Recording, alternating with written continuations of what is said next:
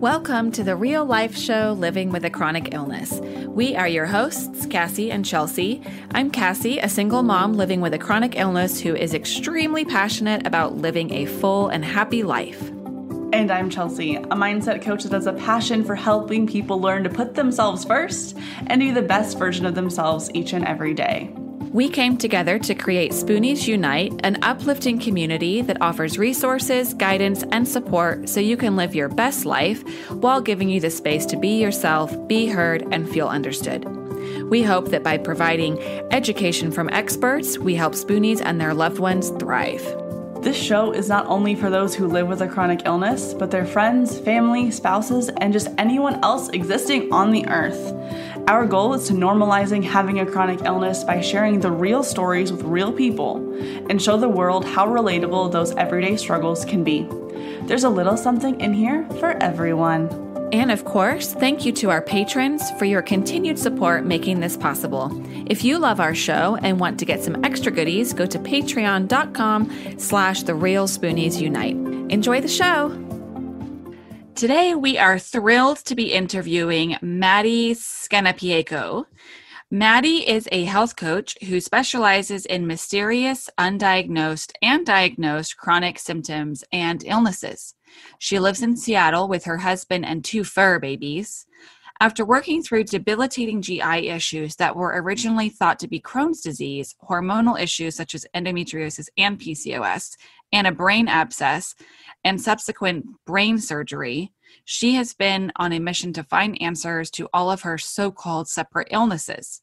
After almost a decade of desperately trying to find relief, Maddie has found that an ancestral way of living and eating is optimal for overall health and longevity. Her own transformation and findings led her to pursue health coaching so that others don't have to lose precious years being sick like she did. She combines her love for food and healthy living into lifestyle plans for clients so that they can become their best self and stop missing out on life. After seeing 30-plus specialists, hospitalizations, surgeries, chronic GI issues, endocrine and neurological disorders, anxiety, depression, and more, she's been there and learned that food is often the best medicine, if not already the best preventative medicine out there. Cassie and I first fell in love with Maddie through her Instagram at mad.healthy because it is just freaking gorgeous with all the food that she has on there. Y'all should really go check it out. But talking to Maddie was even more incredible than what her Instagram feed shows because she is just so down to earth. She's been through so much in a short period of time, and she's got really, really good tools to be able to help other people live their best life. Hello, everyone, and welcome to today's episode of the Real Life Show, Living with a Chronic Illness. Today, Cassie and I have a special guest. We've actually been trying to get her on the podcast for quite a while, so we're so excited to talk to her. We have Maddie Scannapieco. Yep. Yay. That's it. Yay! Well, Maddie, thank you so much for taking time out of your day to chat with us. You have an amazing story. So will you start off by just sharing with our listeners just a little bit about yourself, how you got to where you are today, and a little bit about you? Yeah, thank you so much for having me on. So I guess my story starts the main story starts 10 years ago in college when I was 19. I guess I can go back a little bit before that, though. So I grew up on Bainbridge Island, which is a ferry ride across from the city of Seattle. And that's where I grew up. Yeah, an island with my 3 sisters. And, Seattle rains all the time. I loved where I lived, but I had to get out of there. So I was searching for the sun. And when I was looking at where to go to college, I was playing soccer and getting recruited by some different schools, and I ended up finding Rollins College, which is a small liberal arts school in Winter Park, Florida. And it was the farthest possible college I could be going to in the country, but there was sunshine, soccer, and I wanted to get out of the little town that I grew up in. So I went down there, and that was in 2010.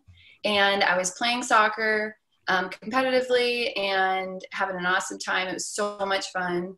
Really small school, kind of a big party school, but it was really fun.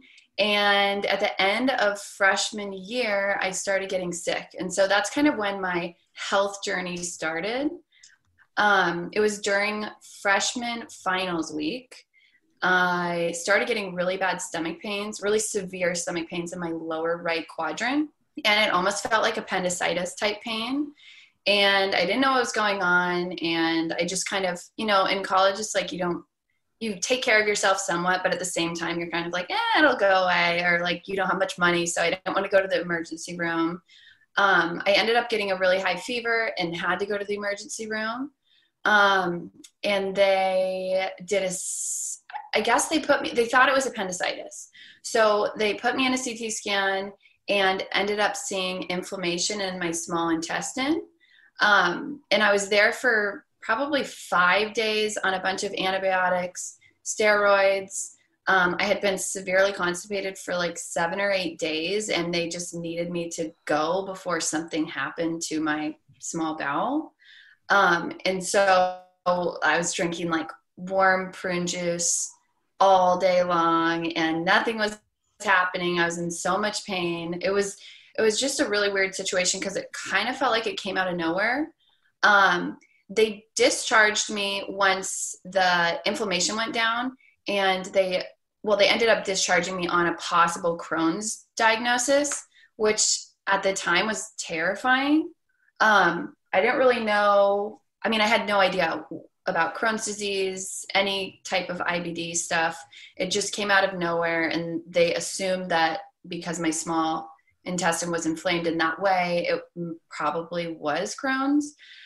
They had me do a colonoscopy immediately after the hospitalization, but I had been on steroids. So my inflammation was down, and they weren't able to see as much as they wanted to. It basically was like years following procedures like laparoscopies, endoscopies, colonoscopies, all types of things, just trying to figure out what it was. At that point, I had also just completely stopped being able to digest the foods that I originally had been. So even just several months prior to that infection, I could eat anything like burgers, pizza, ice cream, normal vegetables and stuff like that. But all of a sudden it was like everything I ate made me sick. How weird, just so sudden like that with everything. Yeah, it kind of was like night and day. I don't know if I had been pretty, freshman year finals week, I think it had something to do with stress. I had been playing soccer competitively, going out a lot, pulling all-nighters, studying. It wasn't like a easy year on your body. I don't think anybody's freshman year of college is. So it was probably building, and I wasn't paying attention.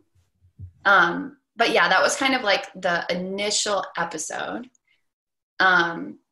And then from there, I just was like always in the doctor's office trying to get answers. I couldn't digest anything.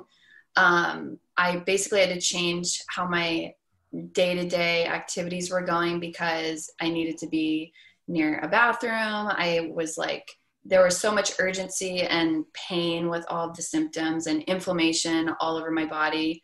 I would get rashes. They thought it was some sort of autoimmune disease. They couldn't really figure out if it was Crohn's or something else. But that was kind of like the onset of my health journey. Definitely sounds like Crohn's to me, which I have. I don't know if you knew that or not. Yeah. Yeah. And how did you originally find out? Mine was similar in the senses of like, mine wasn't very sudden. I had been sick off and on for like a couple of years. But like, it was small enough things that my husband at the time, he was kind of like, you have something wrong with you. You have something going on. And I was sort of like, no, I'm fine, but then it was like slowly that I would look at my peers and be like, well, they can do all these things and eat these things and feel this way. And I am not the same as all of that. And then, long story short, I had a miscarriage in January of 2015. And I like never got better. So that ended up being my big stressor. It was definitely like a physical stress and an emotional stress. and I never got better. And then it wasn't until August of 2016, so about 18 months later, that I had several ovarian cysts rupturing. I had tons of pain in my lower right quadrant. I couldn't digest food. I had issues even drinking water. I mean, it was just, I was having systemic inflammation. Like, I couldn't wear my wedding ring at the time anymore. I couldn't fit in shoes, like full body inflammation, like you were saying. And I went into my OBGYN's office and I was like, something is wrong. No one is hearing me. I had gone to all these doctor's appointments. I'd been in the ER like 6 times that year with like pleurisy, ovarian cyst bursting, like all sorts of stuff. And my OBGYN listened and he was like, I'm going to get you in with a GI. I'm going to pull strings to get you in. And they did a colonoscopy right away. And I got diagnosed with severe Crohn's upon that first colonoscopy. And I had like 11 polyps and 5 came back precancerous. And I was like, holy shit, I was not expecting any of that. And so it was similar in terms of like the symptoms. And then definitely like there was a significant trigger point where all of a sudden, like everything just spiraled from there. But yours definitely sounds, I mean, like I said, like Crohn's to me sounds a lot like symptoms that I've experienced. Yeah, that's what I've heard. And with the terminal ileitis, like usually that's kind of like an early symptom of it. Mm-hmm. But yeah, so it was, I mean, I'm sorry that you went through that too. I'm sorry that you went through that. Stressful and frustrating, and you had to advocate for yourself, which I did too. But it also felt frustrating because I never got clear answers. Mm-hmm. I think like you guys know this, but in the chronic illness community or anybody who's going through any sort of illness, it's like you actually kind of look forward to some sort of diagnosis because it gives you some sort of clarity. Mm-hmm. And part of my issue and journey for the last 10 years is like, I've had so many random things and there hasn't been much in the way of clarity and diagnosis. Like a lot of them are kind of fuzzy and there aren't, I haven't been given answers for like root cause or why certain things would be happening the way that they are. So that's definitely been a frustrating part of it. It's not like I want to be diagnosed with something really intense because it's scary and it changes your life. But at the same time, I've like begged for answers for so long. There's like a validation that comes with it. Like when you have a diagnosis and you can go and tell everybody around you, like, I have this is the diagnosis, this is proven.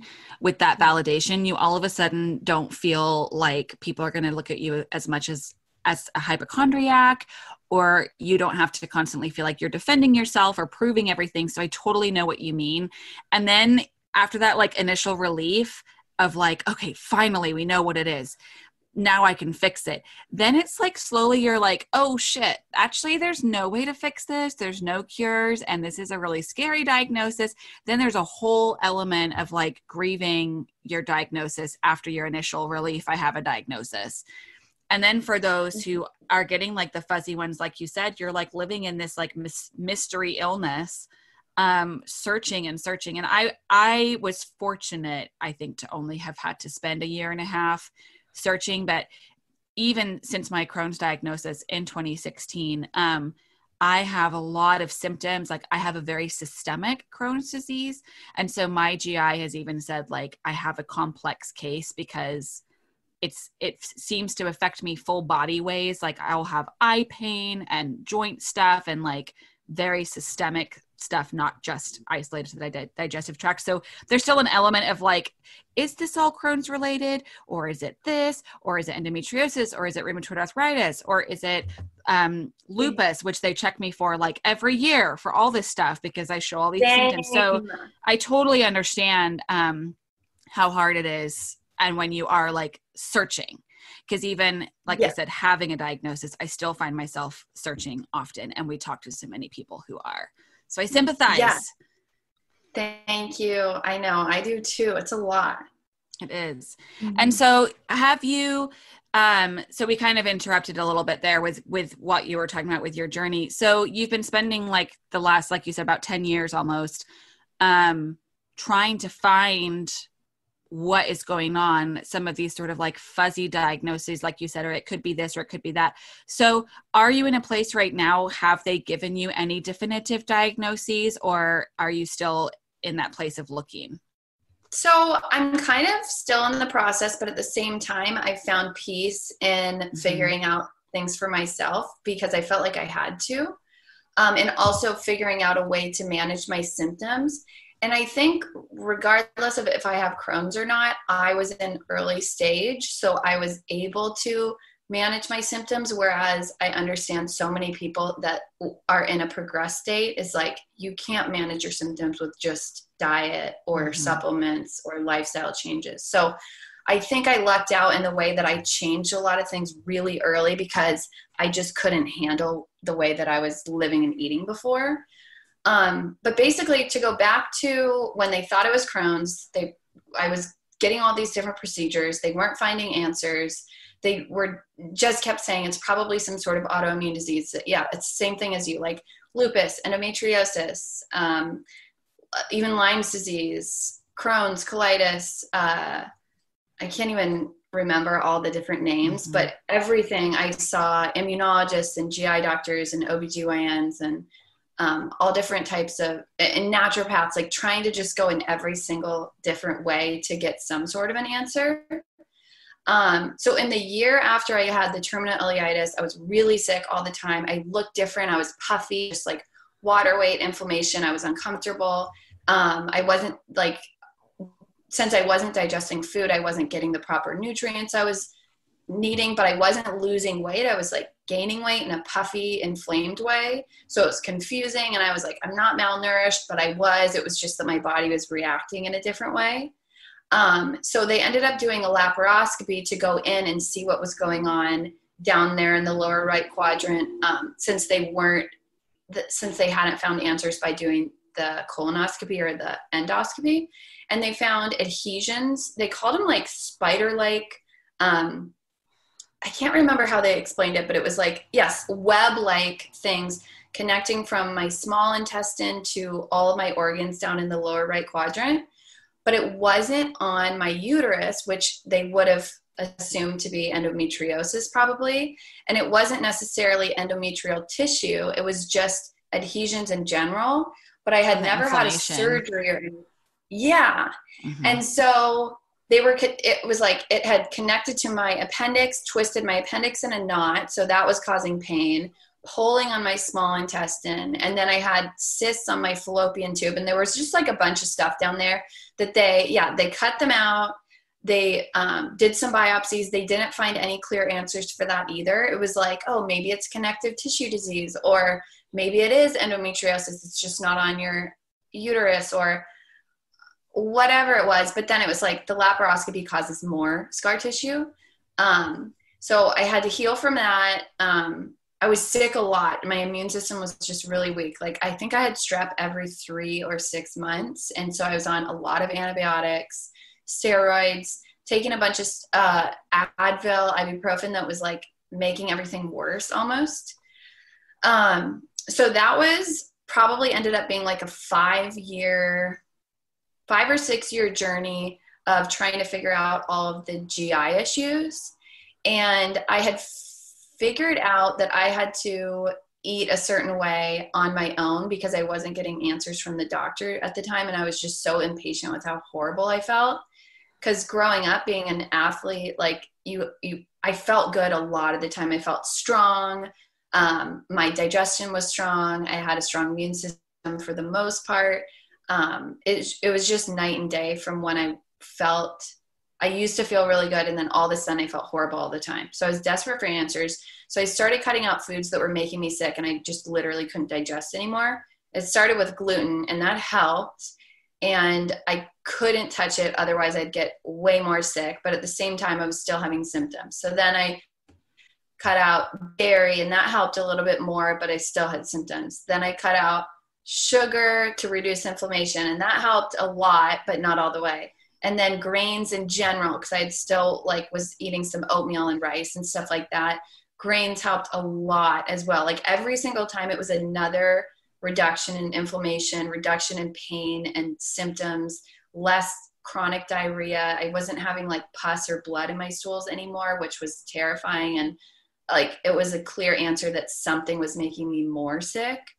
So basically I found myself on a paleo diet by default. Like I didn't actually go on it like I'm going to go on a paleo diet to lose weight or to fix my problem. It was kind of like the more I eliminated food, I got down to a paleo approach where I was just able to eat meat, fish, nuts, seeds, fruits, and vegetables.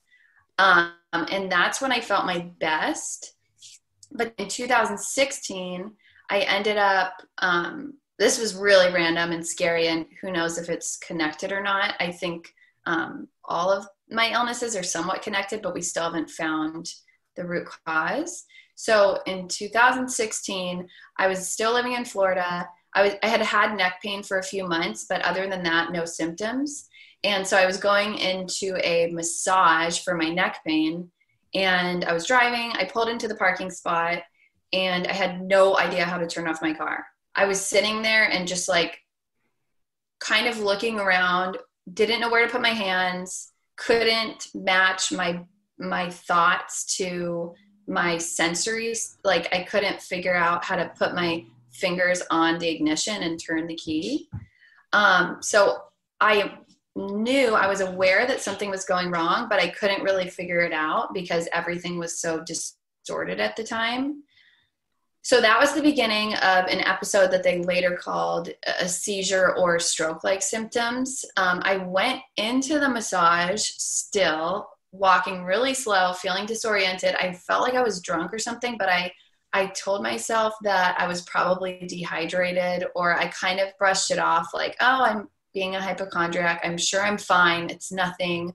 I'm sick all the time. I don't need to like, you know how it goes. It's like when you have an illness, it almost turns you into a hypochondriac because all you think about is everything that's going wrong, but you're not a hypochondriac because it's real. So I'm always trying to balance like what's real and what's just anxiety. But at that time I was trying to figure out if there was something really going on or not. And there was. So I ended up going to the massage. I laid down. I told the massage therapist that I was feeling really weird, but I went into it anyways. And the whole time I was laying there with my face in the pillow, I was like, what's my address? What's my phone number? I can't remember anything. So disoriented. I got up from the table at the end of the massage, and I reached left when my clothes were right. And I sat almost on the edge of the chair when I thought I was sitting in the middle of the chair. Like everything was off. And I went to go sign the receipt with the tip, and the pen was upside down and I couldn't figure out how to flip it. So basically I was like, okay, something is wrong. I ended up being able to call my mom and my boyfriend, now husband, and I was told them that something was wrong and I probably needed to go to the emergency room. And we went to urgent care first because that's where they told us to go. And they were like, oh, we don't really know. You should probably go to the emergency room. We went to the emergency room. They put me at the bottom of the triage for 5 hours because I was fine. They didn't seem to have any urgency. They thought because I was able to talk, even though I was talking slowly and could barely like physically do things that I usually could, they just didn't put together that something was neurologically wrong, I guess. They did a bunch of tests and they were like, oh, maybe it's vertigo. Maybe you should just go home and rest and we'll check in with you later. And I was like, something is wrong. That does not sound like vertigo. No, this is crazy. That's not vertigo. Yeah. And so they ended up doing a CT scan, I think because I basically begged them, like, something is wrong. I feel really weird. This is terrifying. They did a CT scan, and that's when they found a big, they called it a lesion at the time. It looked like a tumor, like a solid mass in my left parietal zone. And I had sent my boyfriend home at the time because I thought that I was being a drama queen, and I brushed it off. And I was like, you know what, just go home. I'm probably fine. I'll call you when I'm done. So I was alone at the time that the doctor came in and told me that they found something on your brain. And that was, yes. And I was 24 and I thought I was healthy and I ate really healthy and I exercised all the time and I slept normal hours and I took care of myself, it was terrifying. I mean, basically the doctor came in and said, she sat down and looked at me seriously, and then I was like, oh fuck, like something it's not good if a doctor good. sits there and looks at you. You're like, no. And I was just by myself in that bed, and she said, okay, we found something. We're not exactly sure what it is.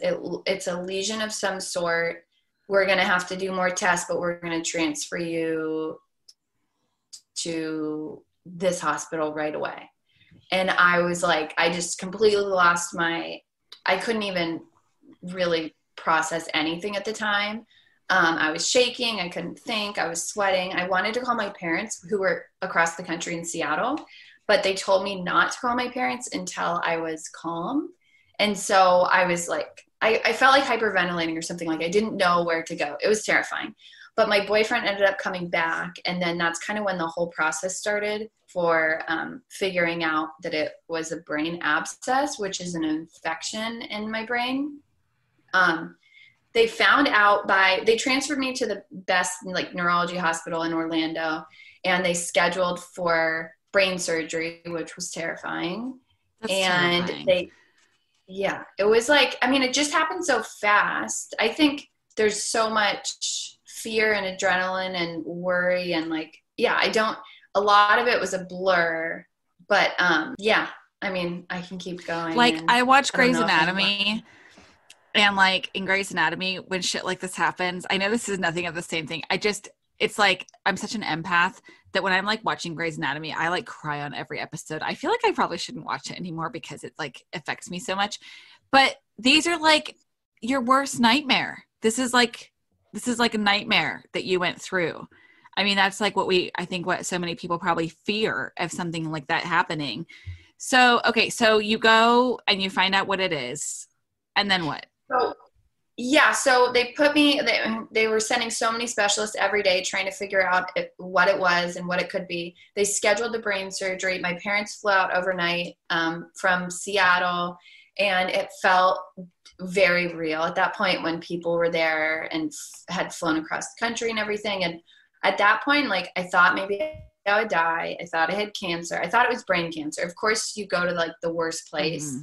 And it looked like a tumor, so I assumed that I was valid in thinking that. But they ended up taking cultures during the surgery and finding out, it took like 3 or 4 days, which were probably the longest days of my life, to figure out what the cultures were, which ended up being 2 bacteria, a strain of strep, and something else. It was Streptococcus aeruginosus and Eikenella corrodens, like 2 very random, weird bacteria that had basically caused an infection in my brain and localized inflammation and pus so much that it looked like a solid mass, but it was really like a localized infection. Like, you know, if you have strep in your throat or your body, it passed my blood-brain barrier and was in my brain. And there's no room in your brain for anything, really, especially an infection and inflammation and pus. So it was triggering an area in my brain that was like affecting my sensory and I'm forgetting the word right now, but like perception, depth perception and everything, which is why I had that seizure or stroke-like episode. Anyway, so they put me on PICC-line antibiotics to basically kill the infection in my brain. Instead of taking oral antibiotics like you would for a strep infection in your throat, the PICC line went straight to my heart, and then it sent the antibiotics throughout my body in a much more efficient way. But it was heavy duty antibiotics, which I had been on a lot throughout my life anyways, but it was an intense amount and probably caused some more GI issues ultimately. But I flew back home to Seattle. I moved home to recover. I had a home nurse. My whole life had changed. Like, I just didn't know what was going to happen. I didn't know why it happened. I didn't know if it was going to happen again. I didn't know if it would heal. And if it didn't heal, then it could take over my brain and I could die. Like, everything just went to the worst oh my gosh, how terrifying outcome. So yeah, that's kind of that was like the last straw for like, what is going on with my body? why is this happening? I had totally lost all trust in my own body, and it was terrifying. So at that point, that's when I had already had anxiety around health. As you guys know, it's like anything that happens that just puts you at disease, or I had a lot of anxiety already, but then it was like through the roof. Panic attacks, insomnia. Well, and it's like every headache that you get, you're going to like be worried, because after, this is so not even close to the same thing, but after my small bowel obstruction, when I was admitted to the hospital and I was on like a really tight leash after that, every time, okay, like if I didn't poop in a day, I was like terrified that I had an obstruction and I was going to have to go back to the hospital. And if my pain was more significant, I would be like really stressed, like, should I go in or whatever? And it totally like, it becomes all consuming. I can't imagine like when you had to face, like if these antibiotics don't work, I mean, that is a lot to go through. Well, and it gives you, like you said, it gives you a little bit of PTSD. So every single time, like anytime I got a headache, anytime I couldn't see properly, anytime I got in my car, I couldn't drive for 6+ months. They wouldn't, like I wasn't allowed to anyways. I was on seizure medication that made me feel horrible. Anytime I felt any sort of like sensory thing, I would always check, like, can I feel my fingers? Am I seeing things properly? It just brings back the PTSD, which is the same thing with your gut. It's like, or your small bowel obstruction. It's terrifying because you never know when it's going to happen. Yeah. Like I had to get an NG tube for mine, which is like a tube that goes up your nostril and down to your stomach and pumps your stomach out. And I had it for 5 days. And when they first put it in, they were trying to go up my left nostril and they couldn't. And so they had to try and go up the right. And it feels like chopsticks are being shoved into your brain. It was awful.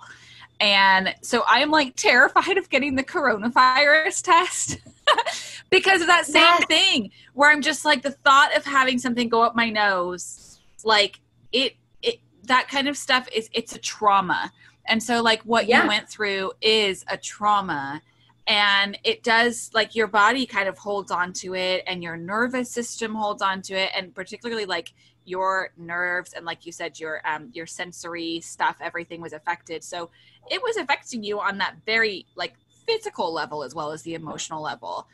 And so, okay, so you went, like you said, like the 6 months where you weren't driving, you were obviously on like a tight leash with the world and what you're allowed to do and such. And so after that, then what? So the antibiotics worked. So the antibiotics ended up working, and they that was really exciting, obviously. They told me that it would likely never happen again, but I didn't feel content with that answer because, it's like when your body does things to surprise you like that, you just assume that it will happen again. So we went to so many specialists trying to figure out if it was an immune deficiency. For a long time, they made me wear a mask. Like in the airport, I couldn't leave the house. Like they thought it was some sort of immune deficiency because a healthy person has a blood-brain barrier that keeps infection out of their brain. And for my situation, my blood-brain barrier did not protect my brain, and it let infection through. So we assumed that there was some sort of a deficiency, but the immunologist and all these types of specialists couldn't figure out, like based on blood tests and everything, where that was coming from. So that's when they were like, okay, maybe it's Lyme disease, maybe it's lupus, maybe it's connective tissue disease, maybe it's just a normal immune deficiency that we haven't found yet. I did have very low white blood cell count, and they had never been elevated even at the height of my infection. Like all of these things that they were trying to connect, but couldn't really ever have enough information for a proper diagnosis. They did diagnose me with the brain abscess, but there wasn't like a cause for it, because it was almost unheard of for a healthy 24-year-old. I mean, it basically is unheard of for a healthy 24-year-old to get a brain abscess. The neurosurgeon, the day of the surgery, was like, he was flabbergasted, and he was like, this type of thing happens to HIV drug users who are living in dumpsters. This doesn't happen to somebody that looks like you. And it was part of the like, but you don't look sick movement idea, that all these doctors were like, but you don't look sick. I'm like, but look at my MRI. There's a giant mass in my brain. There's something wrong. It doesn't matter if I look healthy or not. It was like, I just wanted the validation that like something was wrong and I could have died from it. So it was really hard to grasp the not having answers at that point. So moving forward, I had moved home, left everything I had in Florida, quit my job, unemployed at 24. Like all my friends are out drinking and partying and going on vacations, and I'm laying in bed having panic attacks and living at home crying. Like it just felt like I was starting over, which ended up being fine because I think that something good always comes out of struggle like that, but it's taken a while. So that was 4 years ago, and I've stayed in Seattle ever since. My husband ended up driving our dog and all of our stuff from Florida to Seattle to meet me. We lived at my parents' for a while, which was interesting, and then we finally like settled into our own place. I basically made getting healthy a full-time job since I wasn't getting answers through conventional medicine, although conventional medicine did save my life. The antibiotics, the surgery, all the GI stuff, the infections, it's like I'm alive because of that. But then the chronic issues that happen all day, every day with my GI, my inflammation, pain, rashes, immune deficiency and everything like that, all of the chronic issues were just left unsaid. So I felt determined to find my own answers in that way. So I kind of went back to a strict paleo approach to remove all inflammatory foods. I started meditating, going to therapy. Walking was another form of meditation for me. I had been in like chronic fight or flight mode because I was so scared and anxious and traumatized for so long that I was like shallow breathing all day, every day. I was having panic attacks, PTSD, like I couldn't get in a car again, social anxiety. I didn't want to go anywhere, be around anyone because I would get sick from something I ate. I would get, who knows if I would get another brain abscess. I didn't want to drink alcohol because I knew it was inflammatory. Like I was afraid of all the normal 25-year-old, quote unquote, normal 25-year-old activities at the time that I was just totally isolating myself. But in that time, going to therapy and doing all this research and reading books, I started finding answers. But I need to rewind a tiny bit because in like the 6 to 8 months after my brain abscess, when I was chronically stressed and having the panic attacks every day, I also started getting these really weird hormonal symptoms.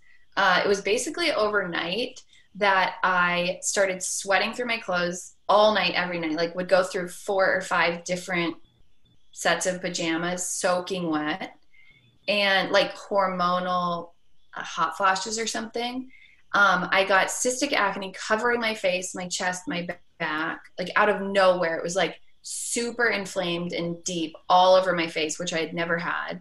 I lost my period. I was hungry all the time, but like eating all the time, and nothing would satiate me.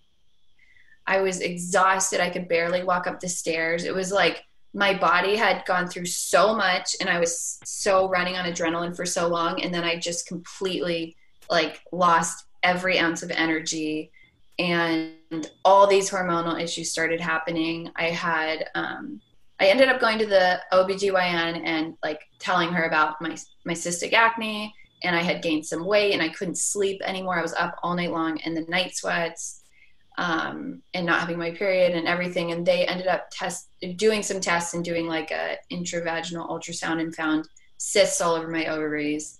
So diagnosed me with PCOS at that time, but also the neurologist had just diagnosed me with anxiety and depression and tried to put me on medication at the time, which there is nothing wrong with medication, but I was so afraid of taking anything because I just wanted to like be in my body and trust what was going on. I didn't want to take extra things and like feel like there were side effects to those medications. Like, you know, when you add more things into the mix, there's more to worry about.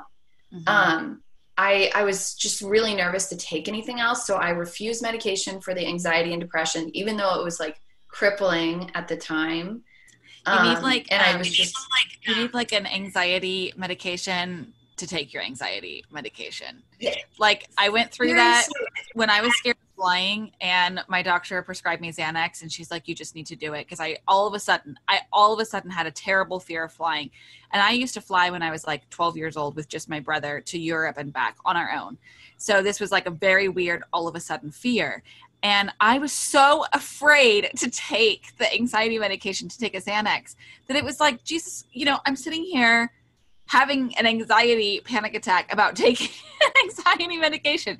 And then I took it, and then I was like, this is great shit. And then, I was like, this is really effective. But I totally understand that. Like I get nervous about taking even stuff like that, and then like even going for colonoscopy.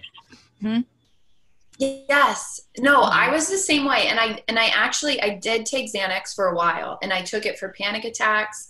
I just took it prior to them wanting to put me on stuff like full time. Right. I took it post brain abscess, and it was kind of like for all the trauma from the brain abscess. And I was also on the seizure medication and everything. But then later they're like, okay, we want to put you on a cocktail of like SSRI, benzodiazepine, the other stuff for PCOS. And I was like, okay, this is too much. So at that point I was like, I just need to figure out what I'm doing that's making this worse. Cause I could tell that like being in fight or flight mode,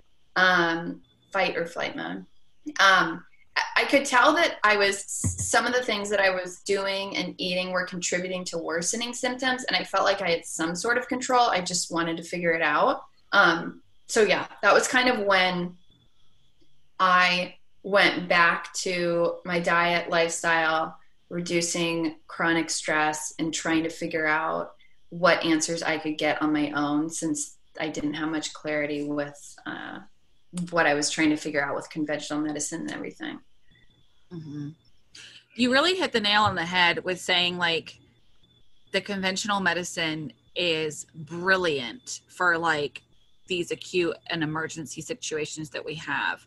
Surgeries, antibiotics are an incredible invention. Steroids, it's like, it's incredibly effective stuff. Like even just my son had this crazy, poison ivy rash that ended up being like an eczema thing for him. And he hasn't taken very much medication in his life. And I took him to the doctor. He had to his whole face was swollen. He had to get on steroids and do an oral steroid and a topical steroid. And I told him, I was like, these medications are very effective. They're going to work very quickly. They definitely have like their place because they are good for that. But what Chelsea and I, and in our very first episode, which is like, what is chronic illness?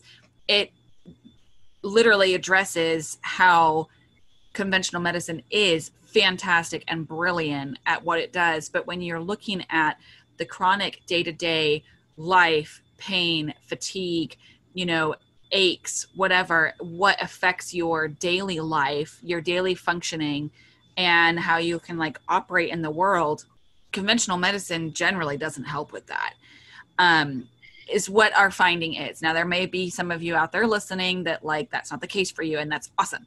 But in general, you need to find really what's right for you. And that could be from a multitude of stuff, like you said, like diet, lifestyle, stress management, sleep. There's a multitude of things out there. So you kind of found you were like on your own mission that you were going to essentially heal thyself. And, so you were trying these diets that you had kind of been doing already and started working on stress management. So kind of lead us up to like what you're doing now, because for example, like your Instagram page is beautiful. Your meals are stunning in there. They make you feel healthy and like you have a gut healing happening just looking at the pictures. So what is life like for you right now? Hey everyone, I know you're enjoying this episode of the real life show Living with a Chronic Illness, but we're going to pause for a moment because I want to tell you about our most recent offering to help you live your best life. It is mywellnesshub.co.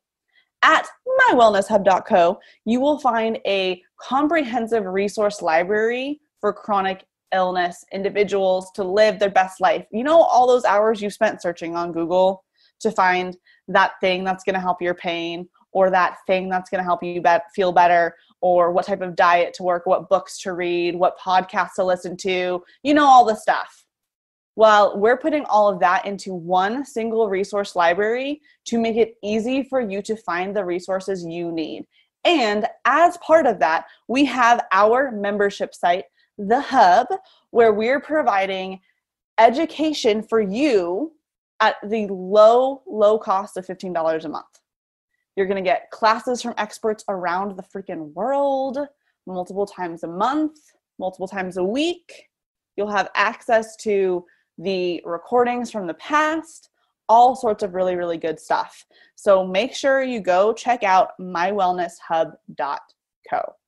I started working on my diet. I removed all anti-inflammatory foods. I started balancing my blood sugar, even like healthier carbs like sweet potatoes or regular potatoes or rice and stuff like that. I had to completely eliminate or reduce for a while. I used keto as a tool to help my hormones heal for a while, not as like a fad diet or to lose weight or anything. But I found in the research that it could be a tool to help balance my blood sugar, reduce my anxiety, because I could tell that the food was contributing to my anxiety in some way. And so I kind of worked on like a holistic approach with meditation, food fixes to reduce inflammation, balance my hormones, movement strategies. I had always been a competitive athlete, and I could not do Orange Theory or HIIT workouts or 13-mile runs. Like, first of all, my body couldn't handle that. And second of all, it was doing more harm than good if I did intense exercises, because it was raising my cortisol and increasing inflammation. So I had to find strategies to stay calm, practice mindfulness, reduce inflammation. And I just walked like 10 miles a day slowly. Like, I just moved my body to start healing, ate really nourishing foods. I had to work through a lot of GI issues at the time, like SIBO on top of everything I had. I couldn't even digest any fruit, onions, garlic, cruciferous vegetables, like healthy food, even stuff like I had already eliminated gluten, dairy, sugar, soy, grains, like all the junk. But then I had to eliminate food that was healthy for you, like anything with prebiotics, anything with fermentable foods. And so I had gotten down to a point of like eating 7 foods, I think, for a while. And I terrified of food. My life, I was just living in fear. I was afraid of what was going to happen. My GI symptoms, I always wanted to stay home. I had so much social anxiety around it. So I just kind of had to I healed my SIBO, I healed my PCOS, I healed the anxiety and depression. I went to therapy and worked on mindfulness and meditation for my neurological symptoms and my trauma and the PTSD around my brain abscess. I worked on my gut for the terminal ileitis and the inflammation down there, whether or not that's Crohn's or some sort of an autoimmune disease. I have to be very careful every day, but I have found a sustainable way to live by basically eating. I don't want it to be as dogmatic as it sounds. I follow a paleo approach because those are the foods that make me feel my best. And it eliminates the foods that cause inflammation for me and make me sick. When I do eat foods that are outside of the paleo approach, like grains, sugar, dairy, soy, stuff like that, I get really bad debilitating GI symptoms. I can't sleep. I have full body pain, brain fog, like all of the chronic symptoms come back really quickly. And I just get sick and have to stay home and miss out on life again. So I found a balance for doable, moderate exercise, a healthy diet that includes mostly fish, meat, nuts, seeds, fruit, and vegetables, focusing on anti-inflammatory approach in general. And then also, I think the biggest part of it is just calming your mind. Like we said at the beginning of the episode, just reducing that hyperactive central nervous system activity is like, when you're anxious, you make yourself more anxious. You worry all the time, fear, trauma, like everything contributes to being in that fight or flight mode. And I had to just get out of it by doing like a multitude of things like therapy, meditation, reducing my blood sugar with diet, calming down, breathing, like just simply breathing. I had been shallow breathing and like in full fight or flight mode for so long that my body, I think my adrenal system and my cortisol was just like completely out of whack. So it was definitely a holistic approach, but I found balance through doing all of those things and feel at peace with my life. My body feels physically good. I can digest food again. I have energy to work and do social things despite COVID, not that many social things. And yeah, I've gotten back to where I was in my teens when I felt good. And it was like kind of a long decade of trying to figure all of this out, but I feel confident in that I reduced inflammation, that reduced a lot of my chronic symptoms. So yeah. Wow. That's amazing. Chelsea, you've been doing some breath work. Actually, Maddie, a lot of things that you were sharing in there, I don't have a chronic illness, but I also struggle with anxiety. I've never been like clinically diagnosed, but I'm sure if a therapist got a hold of me, they'd be like, yeah. It's very real. Yes. And so one thing, just kind of thinking like what I was thinking about as you were sharing that story is the fact that like getting sick is not fun. And I definitely resonated with a lot of those. Okay, like, what are you feeling when you have a headache? This entire COVID situation, since one of my anxiety symptoms is a tight chest, I'm like, is it coming? And I want to, before I get colds, I can like, I feel it in my chest and I feel it in my lungs first a lot of the times. So I'm like, yeah. Am I sick? What? Can I go to work? Am I okay? Am I going to expose someone? So that's made my anxiety go up a little bit. And as Cassie mentioned, one of the things that I've started doing was breath work, which I've only done it a couple times so far, but it's just interesting that like the very first time I did it, I didn't feel like I could fully, at least every single time, take a truly, truly deep breath. Like every once in a while I felt like I could, but not every single one. And so you kind of mentioned earlier how like your anxiety is shortness of breath and like you just feel like you can't breathe really deeply. And I was like, yeah. So the thing that I love about your story the most is like, yeah, you've gone through a lot of shit. You've had some really, really scary things happen to you that shouldn't happen to a healthy young woman. But at the same time, you've been able to, just by taking care of yourself and listening to kind of what our medical system is having you try, that you've been able to get better. And I think like just the fact, I know I don't have an illness. I don't want to say that like my worst fear is getting sick, because I know a lot of people that have chronic illnesses, like the two of you who are still living your life. Like you still have a life. You're still who you are. Having an illness is not a death sentence. It just gives you some more challenges. But because I think chronic illness is at the top of my mind a lot of the times, I kind of do that like, oh, that's an interesting symptom. I wonder if it means something more. And so just like hearing how you went through all of that, but you're still able to manage your symptoms and live a life that makes you feel pretty dang good most of the time, I think is really inspiring. And I hope that's what our listeners kind of get from the stories. Yeah, like shitty things can happen, but if you just kind of take it day by day and you do what you can to kind of break yourself out of that chronic stress and take care of yourself in any way possible, like things can get better.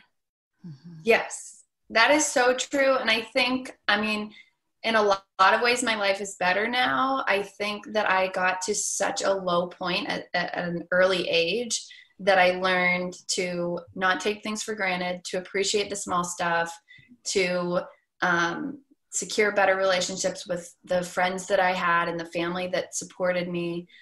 There were a lot of things that I didn't knowingly take for granted when I wasn't sick or when I was in college and stuff, that now is like, I appreciate every single day. I feel like I am full of gratitude all the time. And there was definitely a blessing in the curse of just getting sick in general and having to kind of figure it out at an earlier age. I think that it can feel really defeating and unfair when you're young and you're like, but everybody else is doing this. And like everybody goes through their own shit. But at the same time, just having something that kind of makes you wake up to life and figure it out early is a blessing in a way. And I'm grateful for that. I feel a lot better I feel a lot better than I did ever in some ways. I feel the same in other ways. And then I still feel like I have anxiety and other things that I'm working through, but they make me stronger. So I'm trying to appreciate those in their own way as well. No, I think that's really amazing. And that's really beautifully said. Especially like realizing, like you said, the gifts of what your illness is and your traumas and everything that you've gone through, the gift that's given you, is such a beautiful way to look at it. And as you said, like, just, I was asked that recently by someone. They were like, well, you know, what do you think are what do you think your illness, what benefit in life or like leg up in life do you think your illness has given you?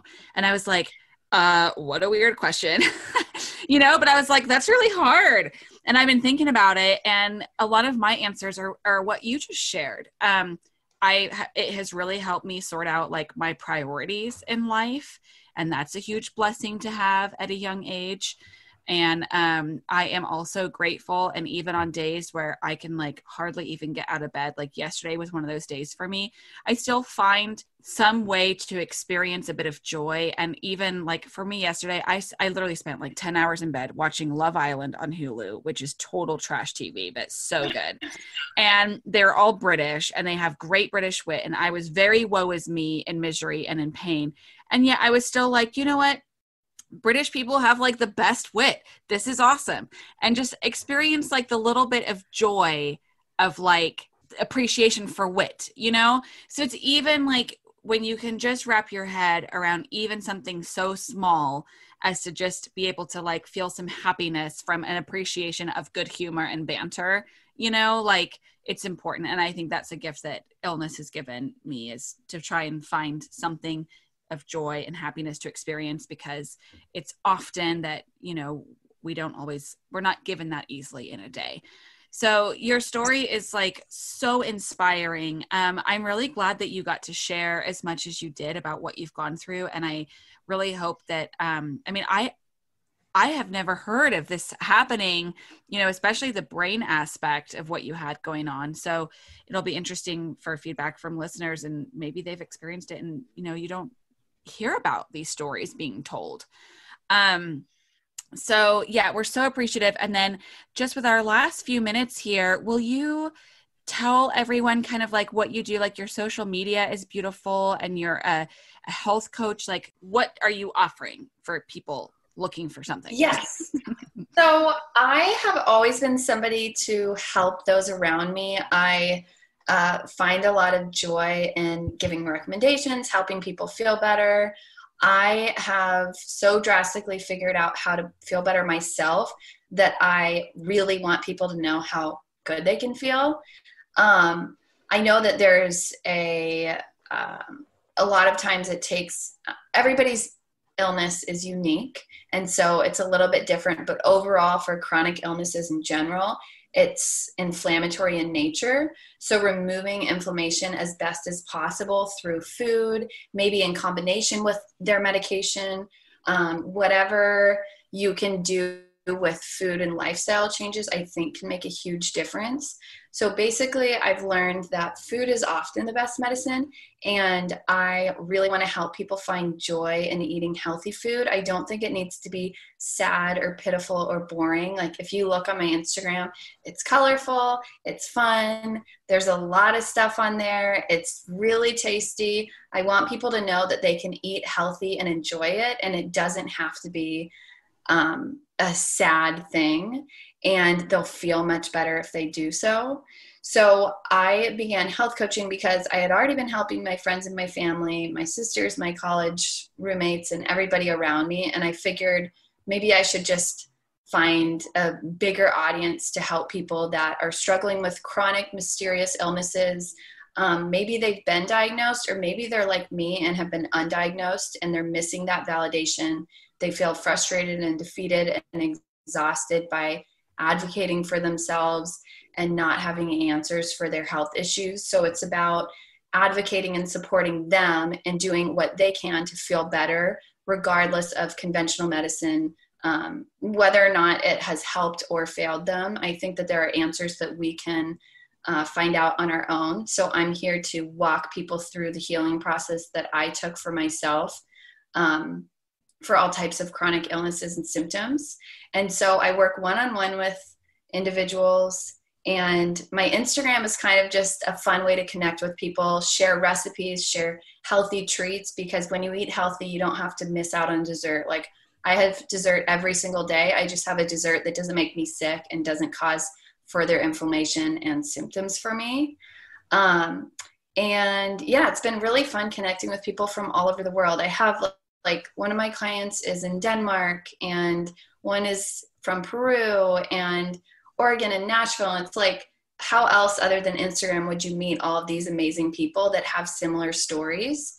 So yeah, I love connecting with people that have gone through any type of situation, no matter the severity. And I want to help people in whatever way they need help, and just walk them through a process to help them get to a better place where they can enjoy their life and feel at peace with their illness or whatever they've gone through. That's so beautiful. Thank and we'll you. make sure that all of that is linked in our show notes, so you can all go follow Maddie. She really does post beautiful pictures of her food. Oh my gosh, they're amazing. All of them. They're it's so good. Thank you make healthy eating look amazing. Mm-hmm. That's the goal. I want people to know that food is medicine and it's nourishing, and it doesn't have to be sad to eat healthy. Well, you make me believe it for sure. Good. Well, awesome. This has been so fun chatting. It's been great having you on. Thank you for Maddie. having me on. Yay.